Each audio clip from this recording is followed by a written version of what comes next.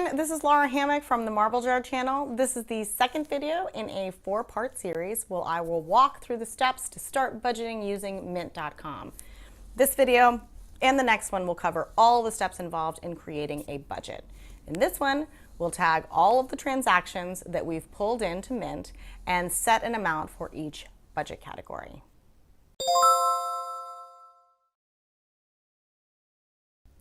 In the 4 steps to successful budgeting, we are still on the second step, create a budget. In the last video, we linked all of your spending accounts to Mint, and we developed a list of budget categories. So now it is time to tag historic transactions. So this part takes some time, so make sure you've blocked some time off on your calendar to do this. To figure out how you've been spending your money, you need to go back through all of your historic transactions that have been pulled into Mint from each of your accounts and tag every transaction with one of your budget categories. After we've done this for all your transactions, you're going to have a much better idea of how much you've spent on each category so that you can create an achievable budget amount. So how do we do this? So you can see up here that we are in the Overview tab. Again, we are in the browser version of Mint. Choose the Transactions tab. Now make sure you're looking at all transactions so that you can see every transaction from each of your linked accounts in one place. Now scroll down to the bottom. So you can see that this screen is showing 25 of 578 transactions. Buckle in, you're going to be tagging each of these. I told you it would take a while. So now you can see that Mint has already attempted to tag each transaction with a category. The problem is those categories may not be the ones that you have chosen. So here is where I will say, make your life easier and choose some of Mint's default categories like gas and fuel. So would I have named it that? No. But does it make my life easier since Mint automatically tags most gas station purchases with this? Yes, it does. So there will still obviously be categories that you will need to change. I mean, why does Mint insist on creating separate categories for alcohol and bars, coffee shops, fast food, and restaurants? So I have to change all of those categories to the restaurant category for my budget. Okay, so actually let's do that with a sample transaction. So I want to change this fast food category to restaurants. I can do this in one of 2 ways. I can click on the arrows, pull up the list of categories, scroll to food and dining, and choose restaurants, or I can select this, type over it, and pick one of the options that comes up. So this is usually faster. But this process with Mint makes me a little crazy. Sometimes the categories don't stick and you have to keep typing to select, or you have to do it several times. I don't know why, it's just a little glitchy. So you will also notice that some of the categories that you want are not on Mint's list. You can add them. After you've pushed the double arrows here, you can select Add/Edit categories. So you are going to need to choose a primary category to stick your new category in. So I have a bunch of stuff stuck in business services since I didn't know where else to put them. And before you ask, no, you cannot hide categories or delete them. You are unfortunately stuck with the hundreds of categories that Mint has by default, but at least you can add your own as well. So as you continue through this process, you may need to add to your category list. That's why we called it a draft. Add, edit, and delete categories as you go. The process of tagging each transaction should actually help you to refine your budget category list. So finish all the transactions on this first page and then use the navigation at the bottom to go back through every single transaction. So once you've completed this, let's just check to make sure you did them all. Now go up into the Budgets tab. There's no need right now to fully understand this page. Drag to select all of the months up here that are tinted gray. So these are the months that actually have transactions associated with them. Selecting will turn them from gray to green or red. Now expand this section down here that's called Everything Else.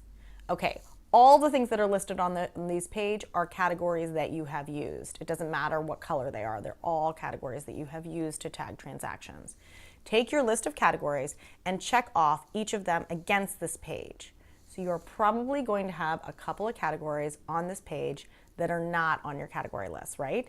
If so, that means that you have missed or incorrectly tagged some transactions. So let's fix those. Let's say you have some transactions that are tagged food and dining, alcohol and bars, and you meant to tag them as food and dining restaurants. So just click on the category, which is a link taking you to a filtered list of transactions for that category. Now you can go through each of these easily and tag them properly. Once you've completed that, Let's go back in and see if we took care of it. So go into the budget tab, drag to reselect all of the active months, and scroll down. See, the category isn't there anymore, which means there aren't any transactions tagged with it. Okay, so now do that for every category that you don't want in your budget. And once you've done that, it will be time to set an amount for each category. So basically what you're going to do is determine the average amount that you've spent monthly in each category for the last several months. Mint can totally help you do this. So I'm going to show you this on paper, but I would normally do this on a spreadsheet, totally up to you what you use. For each of your categories, you are going to create a column each for 2 months, an average column, and a budgeted column. So I'd rather do 3 months, but because Mint pulls in only transactions from the last 90 days, unless you've happened to pull data on the very last day of the month, you will have an incomplete first month and an incomplete last month, giving you only 2 full months of usable data. Okay, so go into the budget tab. So this is just a report of your spending by category. The fact that some of them are up top and nicely colored and some are at the bottom under everything else doesn't really matter that much right now. It is still just summing up the same information. So find the category on your sheet. We'll do gas and fuel as an example. Selecting the months up here is telling the report the date range to report on. The first month with data in my case is October, and that's an incomplete month. My first transaction came in on 10/11, so I can't really use that information. So let's select the next month, November. Okay, we spent $336 on gas, which I will write in this column. So how about December? 305, so that goes in this column.